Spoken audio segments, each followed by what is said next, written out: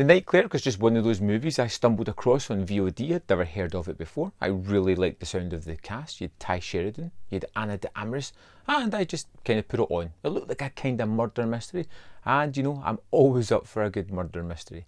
This one, we get Tye Sheridan as Bart Bromley. He's the night clerk of a local hotel, and he has Asperger's, and he uses his job to kind of watch people, to learn how to interact with general people by replaying conversations. And the way he does this is by being really creepy and putting video cameras in a lot of rooms and the main desk as well, so he can replay conversations and take a better part in it to try and teach himself how to be more personable. It's a bit of a weird concept, it's a bit of a weird movie. It is a murder mystery where the mystery is easy to solve and you can figure it out very early on, and it just feels mediocre along the way. It never offers anything in the form of real surprises. You can kind of guess everything that is about to happen. We get Ana de Armas as this guest at the hotel that moves in, who seems to take more than a passing interest in our lead character of Bart. That seems a little bit off right from the start, but then you piece things together and you can understand why. But for the most part, I kind of liked the performance that Tye Sheridan puts in. I liked his depiction of Bart. I liked the way that he had his routines and set up his life and used it to try and make himself better or more personable with general public. He knows he can be a little bit standoffish and put people in the back foot, and he's sort of trying to change that or put on a facade when he's out and about. He suddenly becomes what he really is, his own person, when he's talking to Ana de Armas' character throughout the movie. And you have these long drawn out stretches where nothing really happens. It's more just about the character developing a little bit.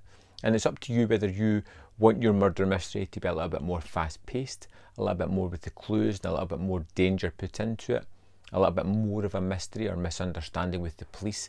But you never really get that here. You have John Leguizamo as a police officer who just kind of doesn't like Bart, who suspects him right of the off because of his demeanour, because of the way he acts, regardless of the fact that he's got Asperger's. He just instantly presumes that he is the guilty man in this party and just won't let it go. But the Night Clerk offers some good performances within this movie. It's a quick runtime, although it feels a little bit longer than it actually is.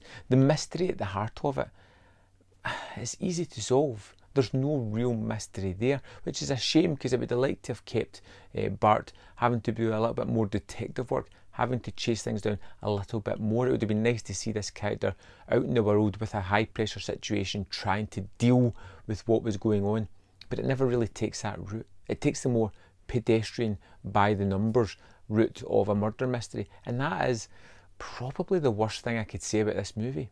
It's just kind of average at the end of it. When you get to the movie, you get to the end of the movie, you're just kind of going to forget about it. It's not going to be something that stays with you. It's not going to be something that you think fondly back to. And when I think of other murder mysteries, recent ones, I think of Knives Out with Ana de Armas as well, which was wonderful and is really good on revisits as well. The Night Clerk is going to be one that I'm not going to go back to. I've watched it. It was fine. I enjoyed what I saw, but nothing really stuck with me. And moving forward, it's immediately going to get pushed out my brain and gone forever. I'd love to know if you've seen The Night Clerk, what you thought of it. Let me know in the comment box below, and I will see you next time on Man v Film.